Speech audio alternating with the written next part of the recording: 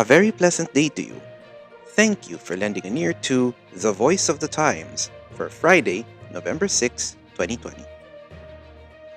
For today's editorial, President's appointment of vaccine czar needs serious review. As with the earlier designation by the Interagency Task Force for the Management of Emerging Infectious Diseases, or the IATF-EID, of 3 czars in the fight to contain the coronavirus pandemic, the public is well advised not to think too seriously about President Duterte's decision to name Secretary Carlito Galvez as the country's COVID-19 vaccine czar.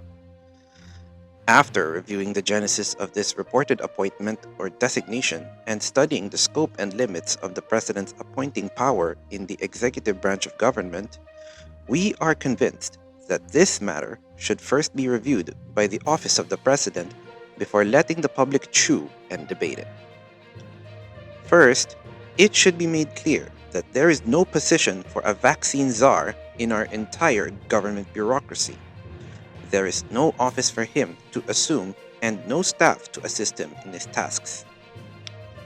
Second, even if that is his intent, the President does not have the power to create a new office or a new title for a public official.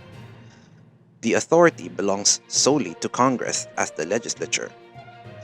If the Congress passes a law creating an office and title of vaccine czar, then that would be the time for the President to appoint a vaccine czar.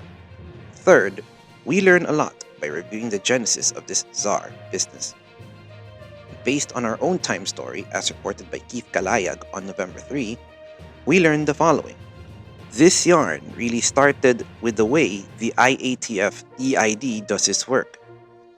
The IATF-EID created a task group for the management and deployment of COVID-19 vaccines. A few days later, President Duterte suddenly came into the picture. He declared, according to the palace spokesman, that he wanted Galvez, who was already serving as the chief implementer of the anti-COVID-19 program, to take charge of the negotiation and purchase of the COVID-19 vaccines. Galvez is to lead in the negotiation, manufacture, procurement, and distribution of COVID-19 vaccines. He expressed trust in Galvez, saying that he did not like to have a committee to do this work. It occurred immediately to many that Secretary Galvez is a military man and has no background at all in public health. How will he go about filling the grand task that the President has concocted for him? Fortunately, the Department of Health, through Undersecretary Maria Rosario Vergeire, quickly issued a statement to help clarify the situation. Undersecretary Vergeire explained that the appointment of a former military chief to head the country's vaccine initiatives doesn't mean the government will rush its acquisition. The DOH gave an assurance that the regulatory process designed to ensure that only safe and effective vaccines are given to the public will be followed. There will be no changes in the vaccine procurement process just because of Secretary Galvez's designation as vaccine czar, she said. We will not rush.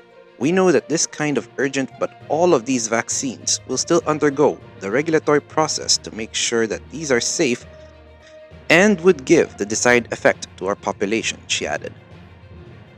Noting that Galvez has no public health background, Vergeire assured the public that he is not going to be alone in his work as head of the vaccine program.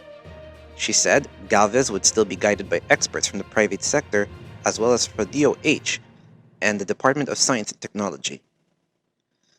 This would be a whole of government and whole of society approach. We will help and support him, Vergeire said. This explanation by a medical professional who is actually a specialist in public health ought to suffice to assure the public that the vaccine czar is not entirely a laughable idea. The grand title is designed to highlight the magnitude of the task.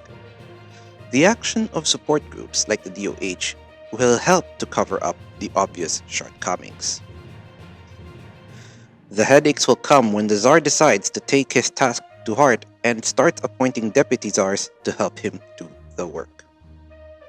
And that's the editorial for Friday, November 6, 2020. For more news and information, get a copy of the Manila Times on print, subscribe to our digital edition, or log on to www.manilatimes.net. Follow us on Twitter, Facebook, and Instagram, and listen to the voice of the times.